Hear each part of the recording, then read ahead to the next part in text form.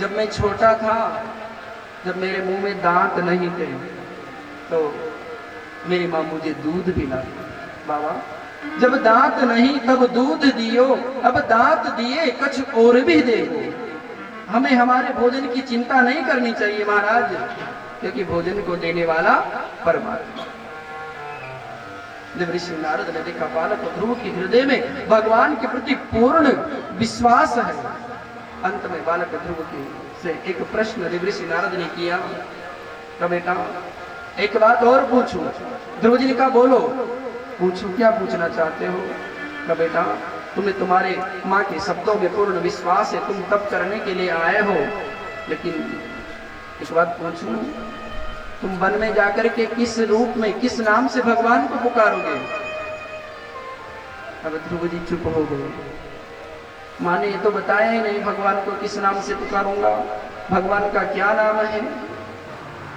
बहुत देर हो गई, ध्रुव जी विचार कर रहे हैं। अब ध्रुव जी देवर्षि नारद से कहने लगे, महाराज आपसे एक निवेदन है। नारद जी ने कहा कहो।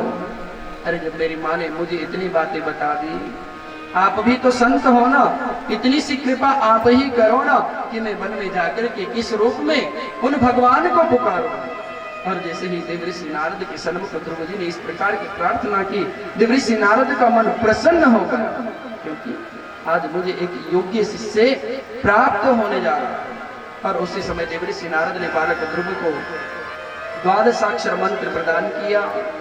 देवर्षि नारद से द्वादशाक्षर मंत्र ओम नमो भगवते वासुदेवाय को ग्रहण किया। देवर्षि नारद ने आशीर्वाद दिया, बेटा परम पावनी जमुना जी के तट पर मधुबन में चले जाओ, भगवान कृपा करेंगे। द्वादशाक्षर मंत्र को लेकर के ध्रुव जी महाराज मधुबन को आए, बैठ करके तप करने लगे। और प्रेम से आइए हम भी ध्रुव जी के तप में चलें और अपनी जीवन यात्रा को सफल बनाएं।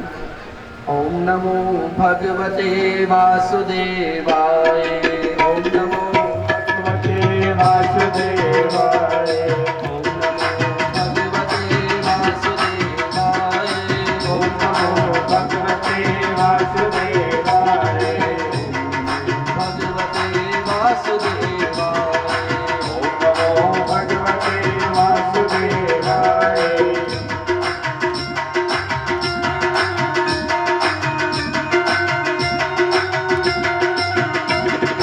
वासुदेवाय मेरो नंद नंदनाय, वासुदेवाय मेरो नंद नंदनाय, नंद नंदनाय मेरो गोपी वल्लभाय, नंद नंदनाय मेरो गोपी वल्लभाय, नंद नंदनाय मेरो बाबा प्रियाय, नंद नंदनाय मेरो बाबा प्रियाय।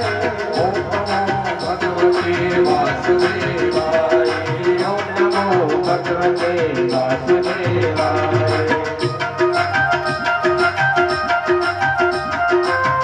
सभी बोलेंगे द्वादश मंत्र को, बोले बाकी हरिलाल की।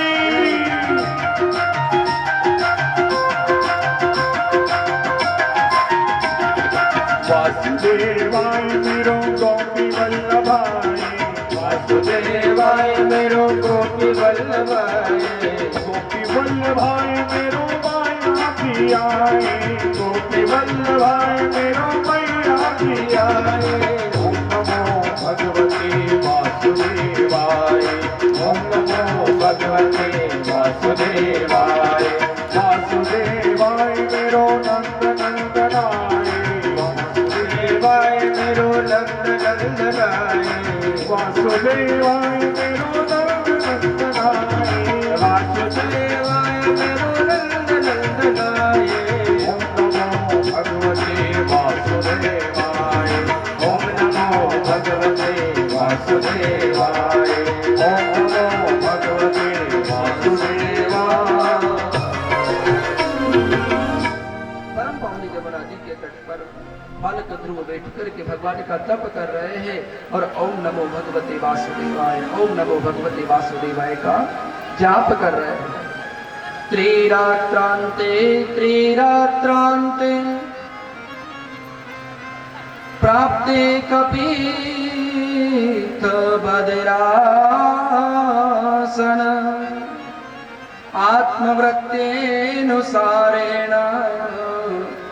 मासं नित्ये अर्चयन् हरिं।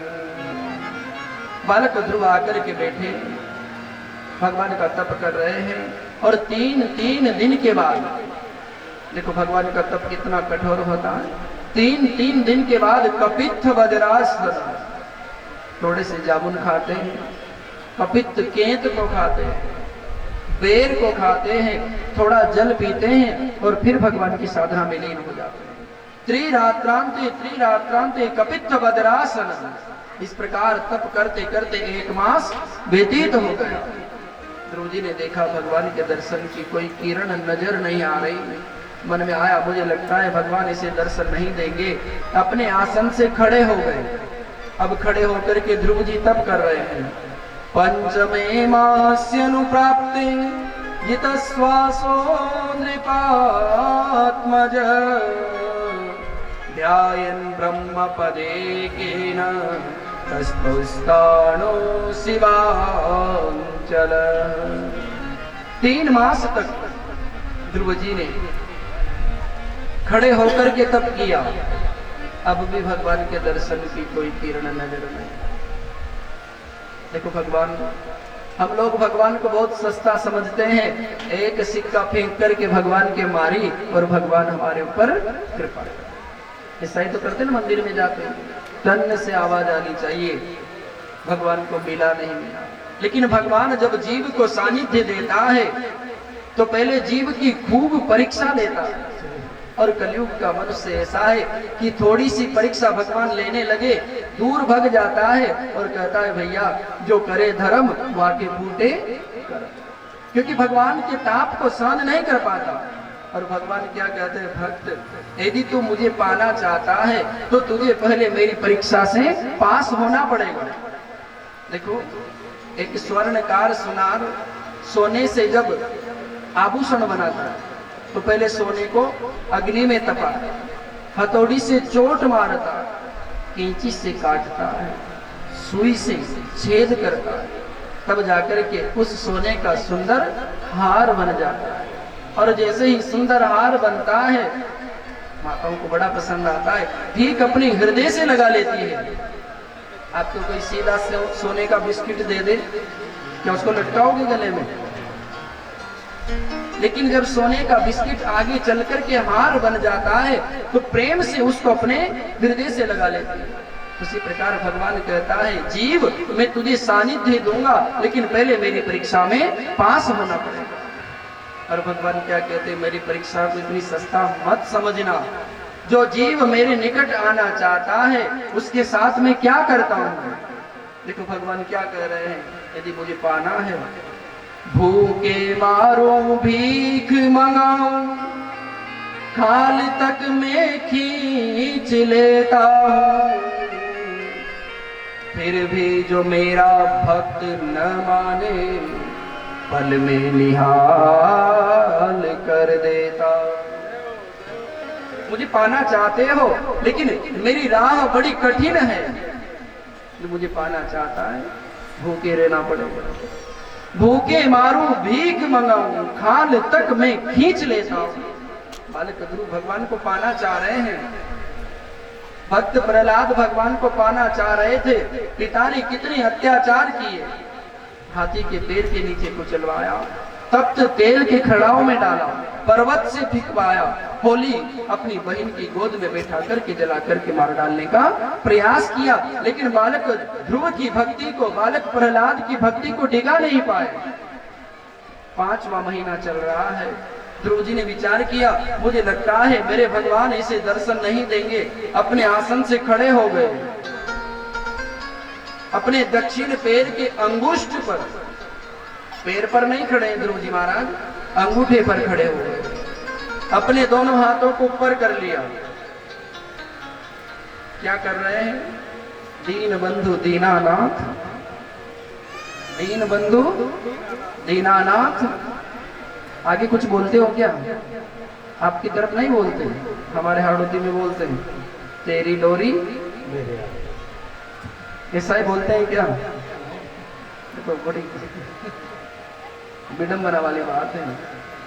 मेरी डोरी तेरे हाथ। दीन बंधु दीनानाथ, और मेरी डोरी कि तेरी डोरी मेरे हाथ। दीन बंधु दीनानाथ, तेरी डोरी ऊपर से बहुत देखता है गिर जाएगा, नीचे आधा पृथ्वी पर आधार है। मुझे लगता है कलयुग के मनुष्य का तो यही भाव है कि दीन बंधु दीनानाथ और तेरी डोरी, तेरी ही रहेगी कि मेरी रहेगी। बदलेंगे इसको, शब्द तो कुछ बदलेंगे। दीन बंधु दीनानाथ और मेरी डोरी, ये क्या है? जब तक ऐसे नहीं करोगे ना, परमात्मा कृपा नहीं करेगा। क्योंकि समर्पण है सब, हम समर्पित हैं तेरे प्रति, हमारे पास कुछ नहीं है। बालक ध्रुव आज खड़े हो गए, दक्षिण पैर के अंगुष्ठ पर खड़े हैं, अपने दोनों हाथों को ऊपर कर दिया। अब तू चाहे मारे और तू चाहे बचाए, और अपने श्वास को लेना भी बंद कर दे। पंचमे मास्यनुप्राप्ते गीतश्वासो नृपात्मज, ध्यायेन् ब्रह्मपदे केन तस्थु स्थाणु शिवांचल। जैसे ही ध्रुव जी ने श्वास को लेना बंद किया, समस्त संसार के श्वास की गति रुक गई, सबका दम घुटने लगा। देवता लोग दौड़ करके भगवान नारायण के पास गए। प्रभु, न जाने कौन राक्षस इस समय सृष्टि में पैदा हो गया जिसने समस्त जीवों का श्वास रोक दिया। भगवान ने कहा, देवताओं चिंता मत करो, इस समय कोई राक्षस पैदा नहीं हुआ। मेरा एक नन्हा सा भक्त जमुना जी के तट पर मधुबन में मेरा तप कर रहा है, मैं अभी जाकर के उसे दर्शन देता हूँ। इतना कह करके भगवान वैकुंठ से अंतर ध्यान हुए और मधुबन में आकर के बालक ध्रुव के सन्मुख प्रकट हो गए। जो बोले नारायण भगवान।